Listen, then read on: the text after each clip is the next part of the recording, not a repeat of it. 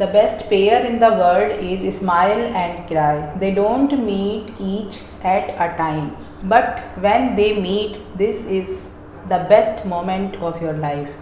Hello, welcome to my channel Easy Way to Learn English. Today we are going to learn three confusing words, and they are lose, and loss. They are a little bit similar.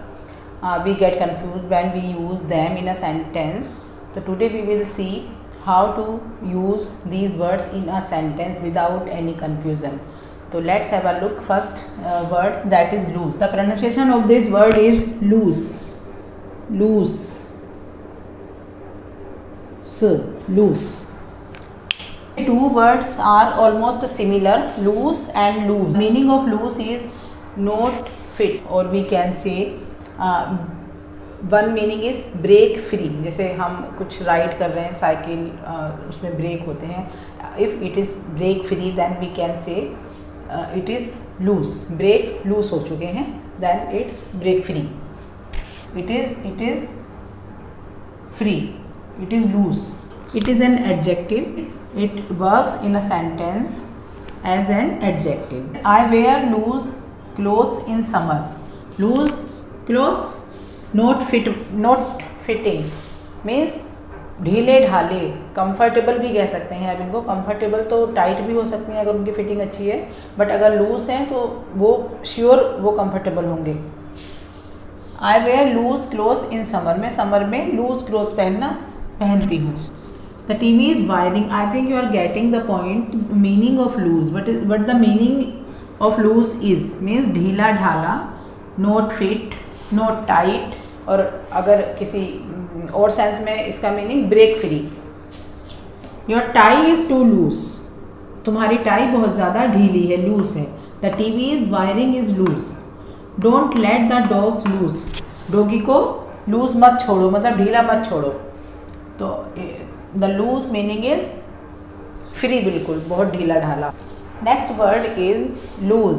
Let's have a look at the sentences or meaning. First we will see the meaning.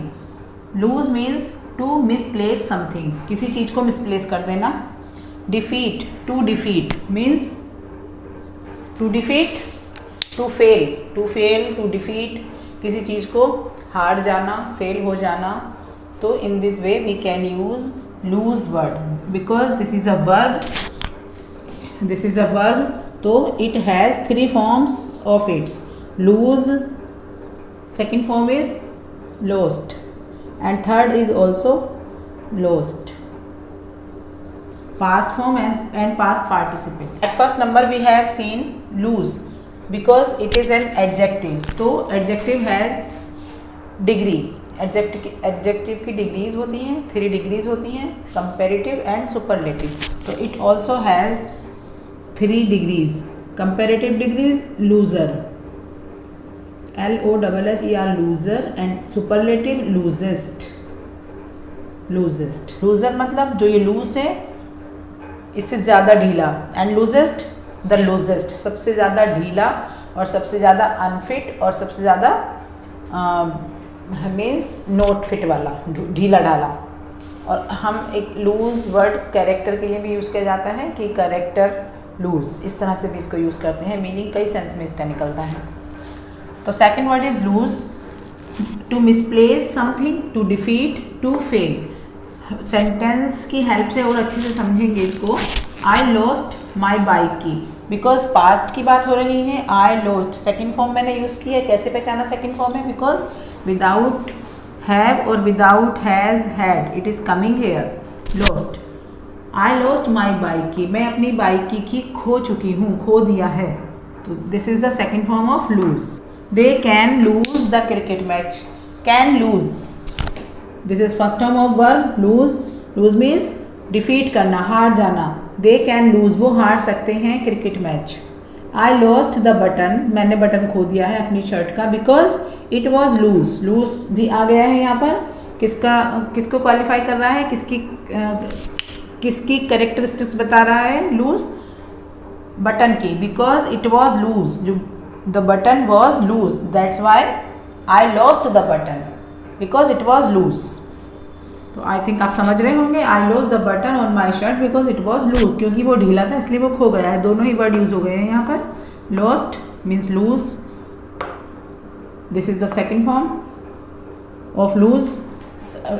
Example number 4 is if you don't read you will surely lose the competition. अगर आप नहीं पढ़ोगे तो आप पक्का है कि आप कंपटीशन को हार जाओगे। लूज मतलब फेल हो जाओगे in competition, you can lose the competition.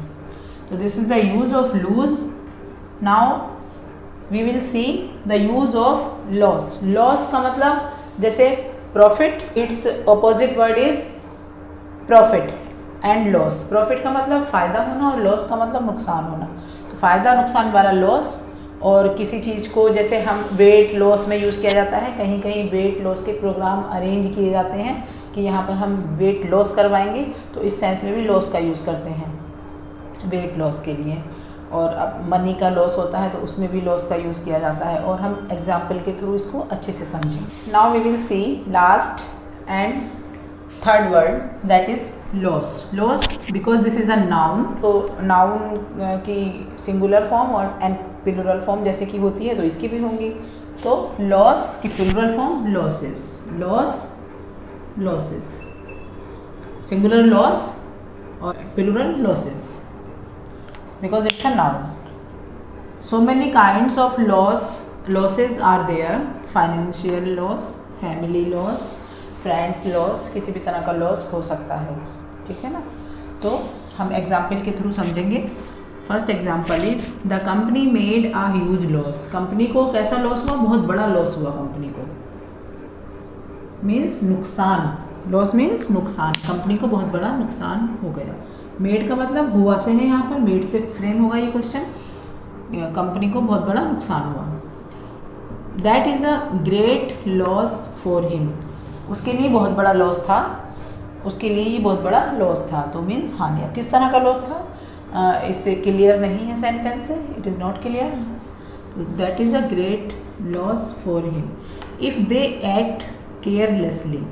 अगर वो केयरलेसली एक्ट करेंगे, they act carelessly, they will have to regret their loss. तो उन्हें अपने लॉस को रिग्रेट करना पड़ेगा। मतलब अगर केयरलेसनेस रहेगी किसी काम में, लापरवाही की जाएगी किसी काम में, तो मतलब ऑब्वियसली लॉस तो होगा ही। तो उनको अपना लॉस पर रिग्रेट फील करना पड़ेगा, मीन्स पछताना पड़ेगा अगर वो केयरलेसली वर्क करेंगे। तो लॉस, अब ये किस काम की बात कर रहे हैं? कोई काम बिगड़ भी सकता है, फाइनेंशियली भी लॉस हो सकता है। यू विल स्टार्ट रियलाइजिंग, तुम रियलाइज़ करोगे योर लॉस, अपना नुकसान, कि तुम्हें क्या नुकसान हुआ तुम बाद में रियलाइज़ करोगे। When I will not talk to you, जब मैं तुमसे बात करना बंद कर दूंगी, जब मैं तुमसे बात नहीं करूँगी तब तुम्हें अपने लॉस का पता चलेगा, ठीक है। Now we will see today's proverb. The today's proverb is all is fair in love and war. आपने सुना भी होगा कि प्यार और जंग में सब जायज़ है।